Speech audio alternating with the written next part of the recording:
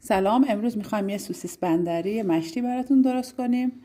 سوسیس، پیاز متوسط خلالی خرد شده، سیب زمینی آبپز نگینی شده، کمی رب، یکم سس و ادویه های مخصوص.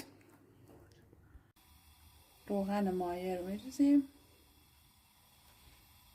پیازایی که خلالی کردیم رو میریزیم و میذاریم که سرخ بشه.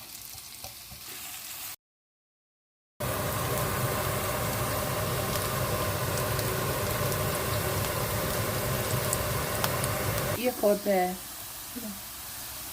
پیازا که شیشه شد بهش سوسیس رو اضافه میکنیم. یکم سوسیس هم در یک حد بروبیا توش سرخ میکنیم. یکم که سوسیس بهش اضافه میکنیم به اضافه رب گوجه و میذاریم که یه خورده سرخ بشه. برای اینکه رب گوجه رنگش رو بهتر باز کنه یکم بهش آب اضافه میکنیم.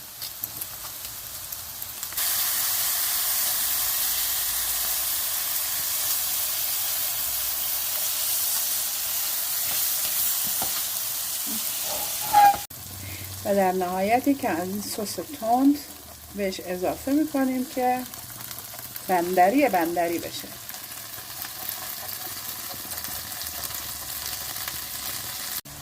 سیب زمینی های آبپزمون که نگینیشون کردیم و فوت کوزیگری سوسیس بندری های دهه 60 هست بهش اضافه میکنیم و مواد رو با هم قاطی میکنیم تا به خورد هم بره مزه ها.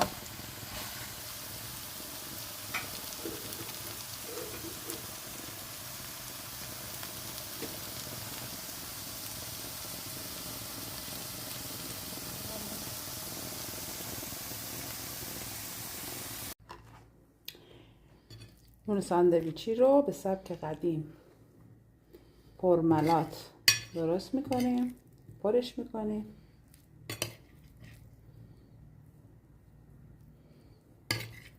میخوام پرتاب بشید به دهه 60. به خاطر همین رفتم براتون خیارشور پیدا کردم با همون طعم و مزه، خیارشورای تخمیری که بوش و طعمش واقعا حس و حال دهه 60 رو به ایجاد میکنه. خیارشور زیاد کنیم و گوجه و از این کاغذهای دهه 60 هم پیدا کردم که حسابی بریم دهه 60. یادش بخیر قدیما. و امضای کار نوشابه زمزم سیاه. اگه خوشتون اومد ما رو سابسکرایب کنید و کانال ما رو هم فالو کنید.